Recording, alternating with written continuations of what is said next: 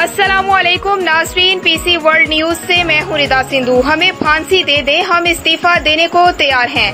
पाकिस्तान तहरीक इंसाफ के रुकन असम्बली राजा रियाज अपनी ही हुकूमत की पॉलिसियों के खिलाफ फट पड़े। हमारे नुमाइंदे खुसूसी गुलाम दस्तगीर की रिपोर्ट के मुताबिक उन्होंने अपनी ही हुकूमत के खिलाफ अलमे बगावत बुलंद कर दिया। कौमी असम्बली के इजलास के दौरान राजा रियाज ने कहा कि एक ही रात में पेट्रोल की कीमतें 25 रुपए बढ़ा दी गयी। उनको हुकूमत से ये गिला भी है और हुकूमती रुकन होने के बावजूद उनको तरक्याती फंड्स नहीं दिए जा रहे। फंड्स पता नहीं कहाँ जा रहे हैं। राजा रियाज ने जज्बाती होकर ये तक कह दिया कि हमें फांसी दे दें, हम इस्तीफा देने को तैयार हैं।